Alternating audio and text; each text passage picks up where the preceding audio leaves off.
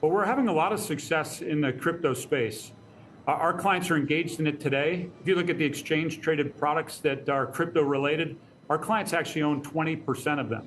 And our clients are coming to our research site 90% more than they were last year. So as a group, our clients are engaged in it, very interested in it.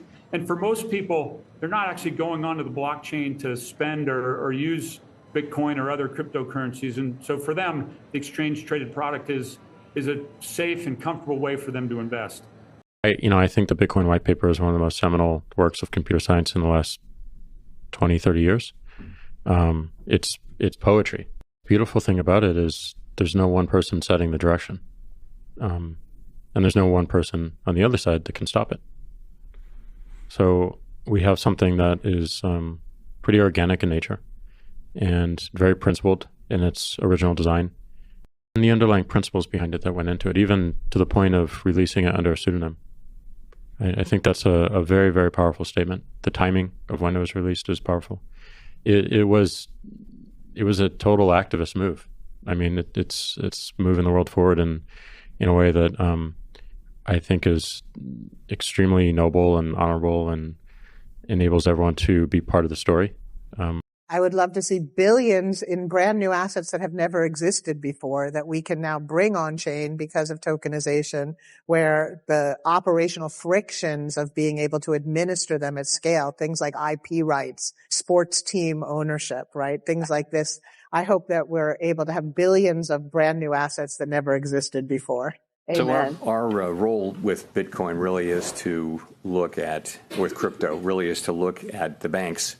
And we think it's, banks are perfectly able to serve crypto customers as long as they understand and can manage the risks, and it's safe and sound. As a good number of our banks that we regulate and supervise do that. The threshold has been a little higher for banks engaging in crypto activities, and that's because they're so new. And we don't want to make the mistake. If you're making a choice to conduct that activity inside a bank, which is inside the federal safety net with deposit insurance, then you want to be pretty sure that it's a safe and sound activity. So, we're not against innovation, and we certainly don't want to take actions that would cause banks to terminate customers who are perfectly legal. What's happened is that because the Republicans have got more donations from crypto, and because they've got more votes from crypto, they've taken more time to learn what DeFi is and what it isn't. And what it isn't is almost as important as what it is, in the sense that there's a lot of confusion still about why crypto is good or bad. So I'll give you an example. From the Democrats' point of view, I still feel a sense that all cryptocurrency stuff, all blockchain technology, is encouraging money laundering, encouraging illicit finance. That's actually quite wrong, in the sense that the percentage of illicit finance in the traditional system is up to 5%. The amount of illicit finance in the crypto system is below 1%. So actually, the transparency of blockchains makes illicit finance and money laundering harder with cryptocurrencies than it is in the traditional system. But that's always surprising, right? That's also surprising to Republicans.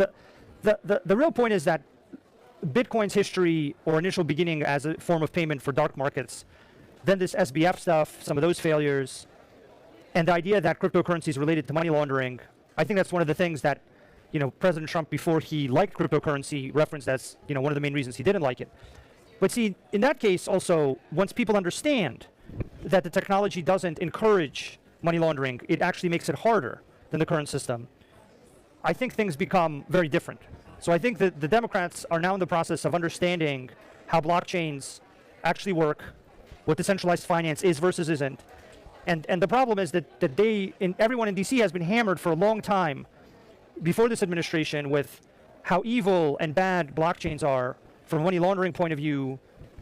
And the SBF thing obviously didn't help at all. So I think there's still some basic understanding of money laundering is harder with blockchains. The financial system benefits from Oracle networks and smart contracts powering it. And you actually want to be the place where all that technology is made. That's how you can exude some amount of oversight or control over it. If you do what's been happening for the 4 to 5 years before Trump, you're just going to push it all offshore. I've also signed historic executive orders to end the federal government's war on crypto. Crypto is under siege. It's not under siege anymore because it's a big industry. It's a big industry, and I have a lot of people that are great people, great business people. They're in other businesses, but they're in crypto too. And it takes a lot of the pressure off the dollar. It does a lot of good things.